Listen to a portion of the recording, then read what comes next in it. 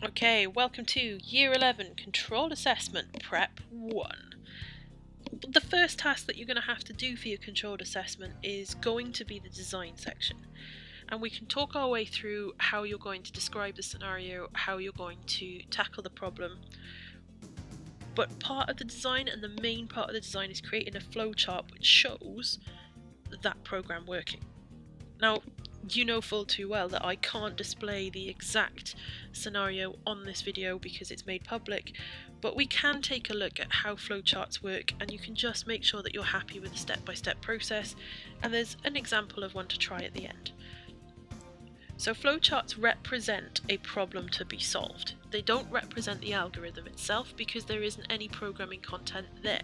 It just shows you what you're trying to program the solution for.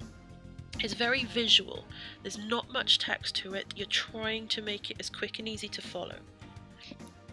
The key part is that you want to get them in order, you want to get the sequence correct. It'll start showing you where you have to repeat code because that's when the loop happens and it loops back up. And in this case, if we get the steps wrong as to making a cup of tea, we might scold ourselves. So we start at the beginning, not a problem whatsoever, and what I would start by doing is just writing a list of all the things that need to happen in the order that they have to happen.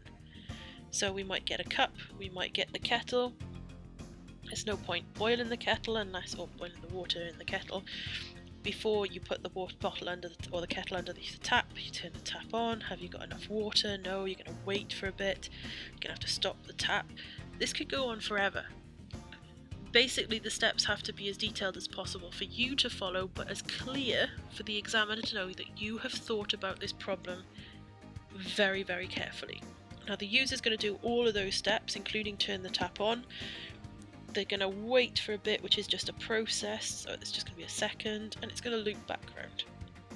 They're also going to have to stop the tap, so there's always going to have to be her parallelograms. Now, how does that help us? How does that make sure that we've actually revised the process of making flowcharts ready for anything to happen? Because at the moment, all I've got is a cup of tea.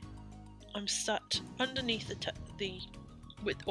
stood holding the kettle underneath the tap because I've stopped the tap, but I've not got any further. I've not gone and taken the kettle to the plug socket. I've not turned it on. I've not waited for the water to boil and finish boiling. I've not made sure that the kettle's turned off. There's plenty to finish off on that diagram. So why not create the DFD, or the flowchart, which represents or which shows the problem that we're trying to solve, in this case of packing for a holiday. You could finish the cup of tea one if you'd prefer, but packing for a holiday. Pause the video, give it a go, and then take a look at what we've got afterwards. So pause it now. Okay, I'm hoping you did pause it because otherwise, shame on you. Right, start. You might want to enter the climate. You want to say, well, if it's hot, well, no it's not. If it's freezing, no it's not, etc. When the scenario is vague, there is always more than one solution. So if you've started off with pack specific items of clothing, please don't feel that that's wrong, but it is a case of thinking about the problem before you actually try and solve it.